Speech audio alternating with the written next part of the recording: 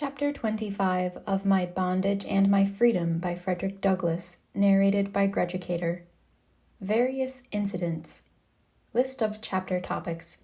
Newspaper enterprise, unexpected opposition, the objections to it, their plausibility admitted, motives for coming to Rochester, disciple of Mr. Garrison, change of opinion, causes leading to it, the consequences of the change, prejudice against color, amusing condescension, Jim Crow cars, collisions with conductors and brakemen, trains ordered not to stop at Lynn, amusing domestic scene, separate tables for master and man, prejudice unnatural, illustrations, the author in high company, elevation of the free people of color, pledge for the future.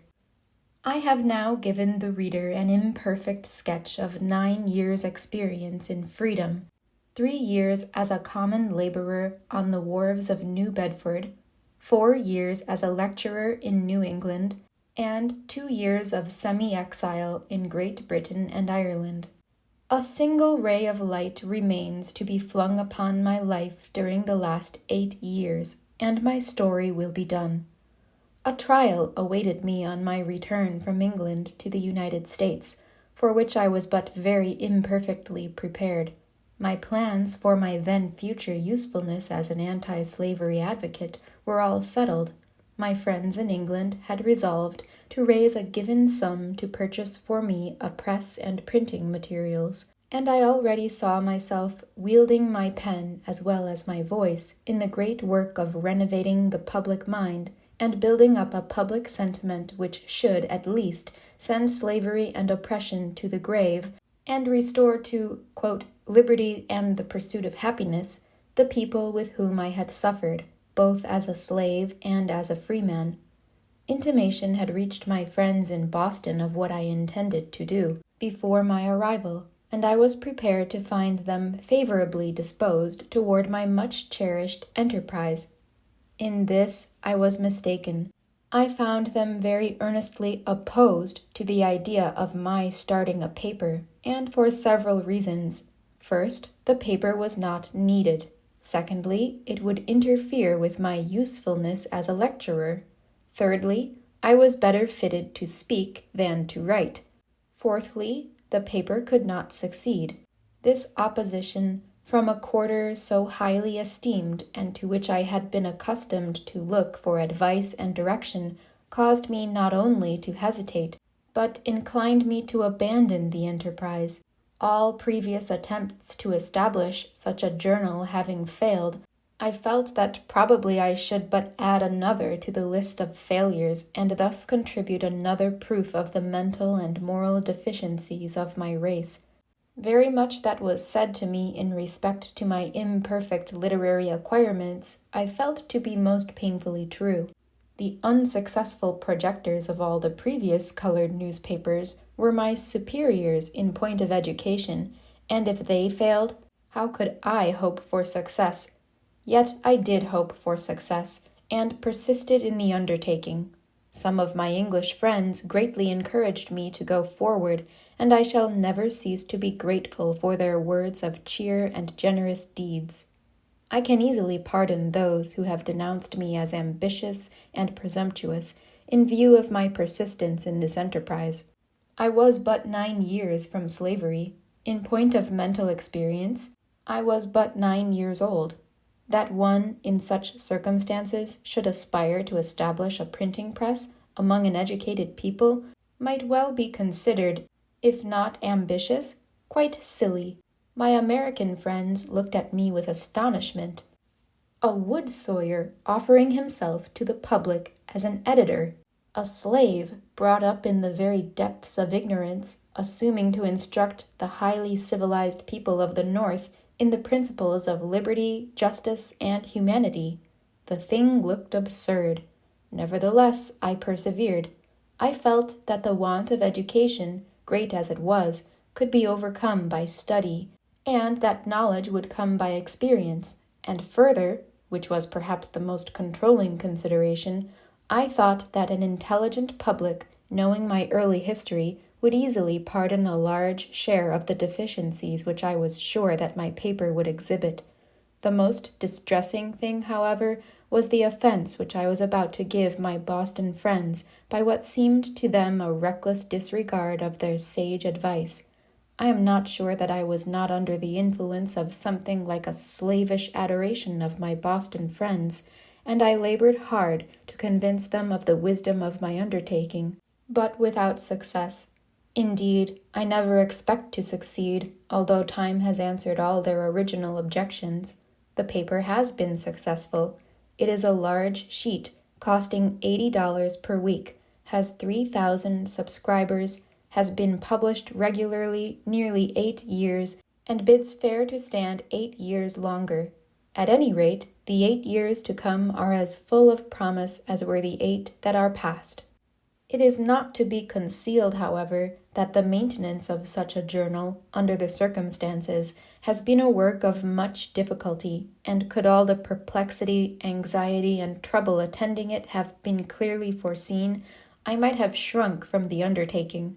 As it is, I rejoice in having engaged in the enterprise, and count it joy to have been able to suffer in many ways for its success, and for the success of the cause to which it has been faithfully devoted.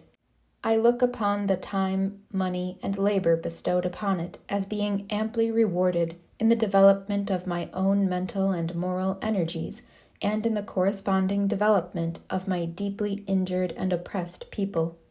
From motives of peace, instead of issuing my paper in Boston among my New England friends, I came to Rochester, Western New York, among strangers, where the circulation of my paper could not interfere with the local circulation of the Liberator and the Standard, for at that time I was, on the anti-slavery question, a faithful disciple of William Lloyd Garrison, and fully committed to his doctrine touching the pro-slavery character of the Constitution of the United States, and the non-voting principle of which he is the known and distinguished advocate.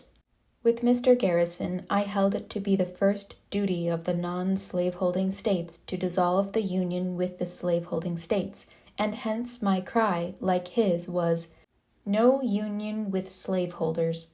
With these views, I came into Western New York, and during the first 4 years of my labor here, I advocated them with pen and tongue, according to the best of my ability.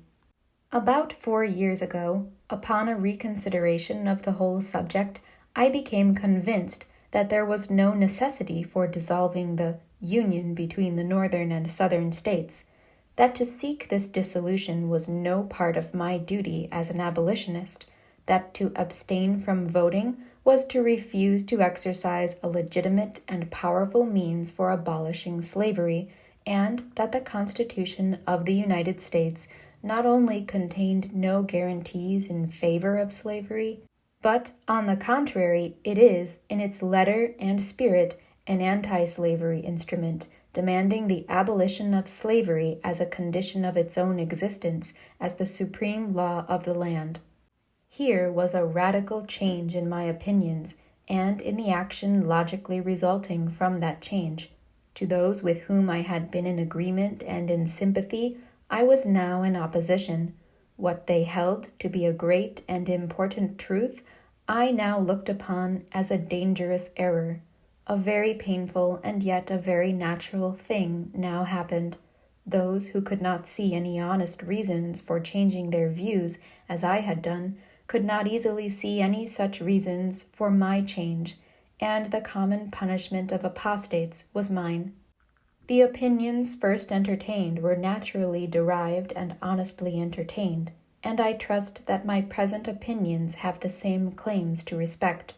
Brought directly, when I escaped from slavery, into contact with a class of abolitionists regarding the Constitution as a slave-holding instrument, and finding their views supported by the united and entire history of every department of the government, it is not strange that I assumed the Constitution to be just what their interpretation made it.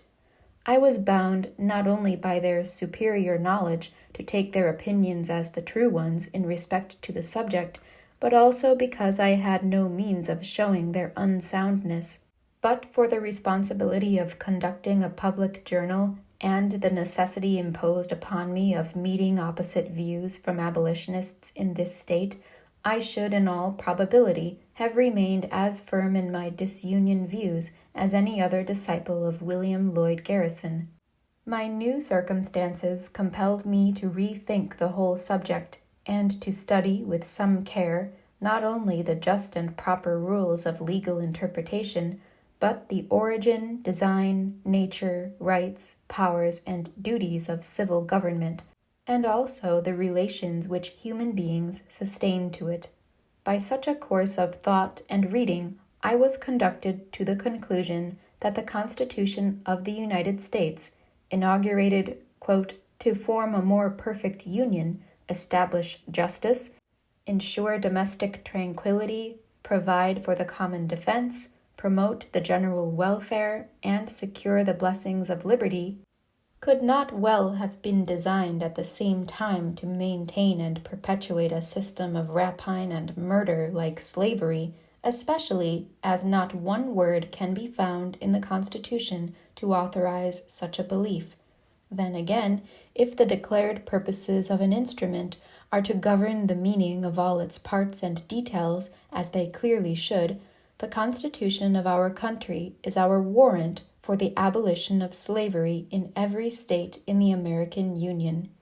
I mean, however, not to argue, but simply to state my views. It would require very many pages of a volume like this to set forth the arguments demonstrating the unconstitutionality and the complete illegality of slavery in our land. And as my experience, and not my arguments, is within the scope and contemplation of this volume, I omit the latter and proceed with the former. I will now ask the kind reader to go back a little in my story, while I bring up a thread left behind for convenience sake, but which, small as it is, cannot be properly omitted altogether, and that thread is American prejudice against color, and its varied illustrations in my own experience.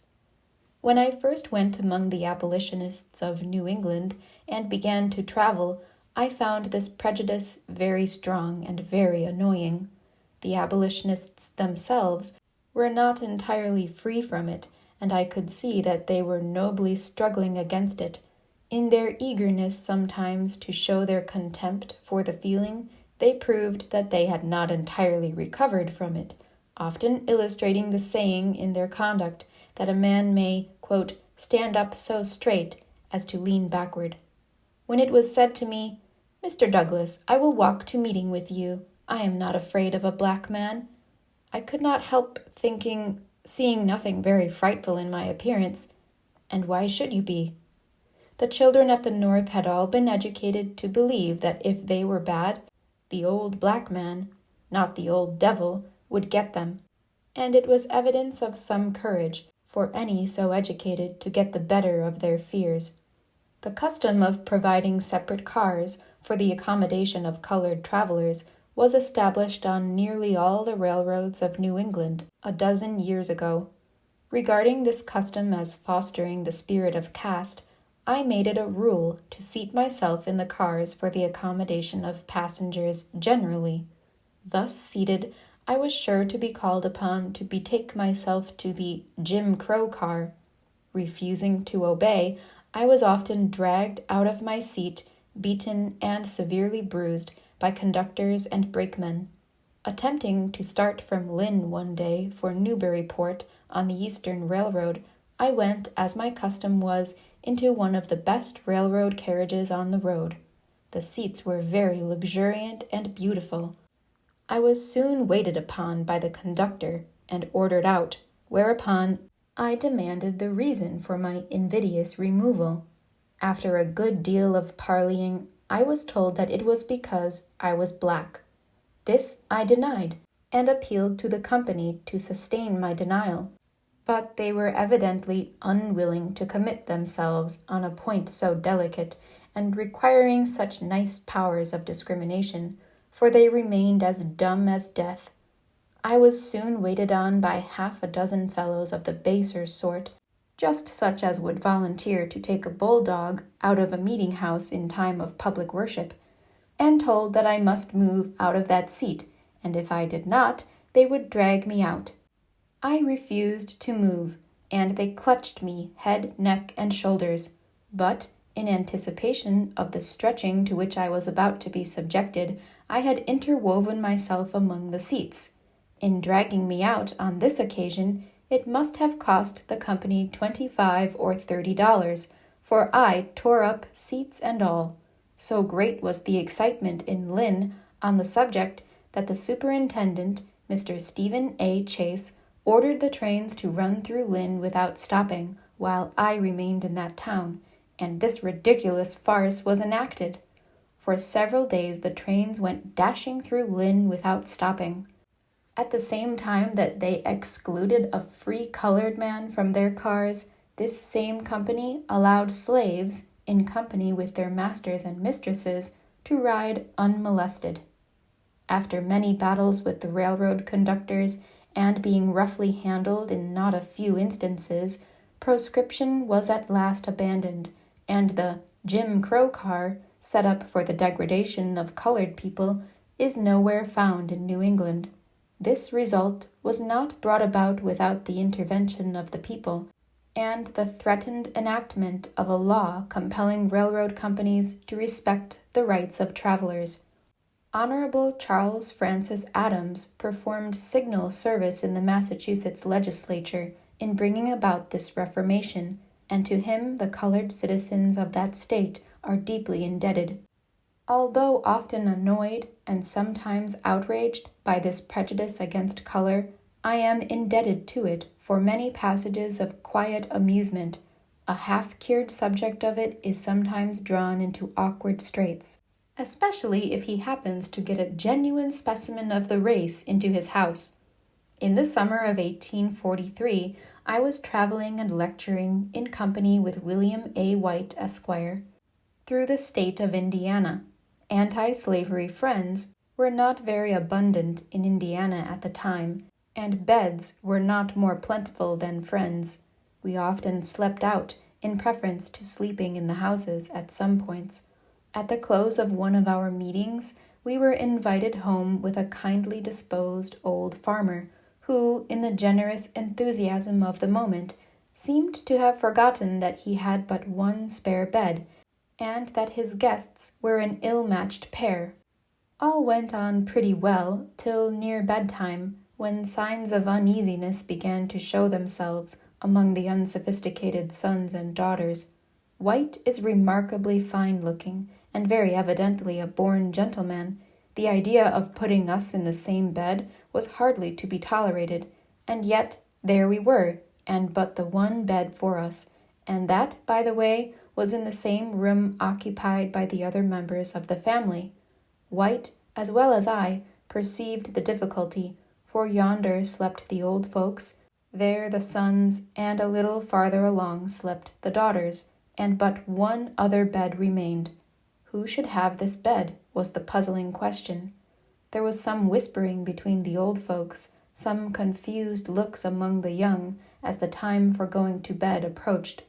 After witnessing the confusion as long as I liked, I relieved the kindly disposed family by playfully saying, "Friend White, having got entirely rid of my prejudice against color, I think, as a proof of it, I must allow you to sleep with me tonight."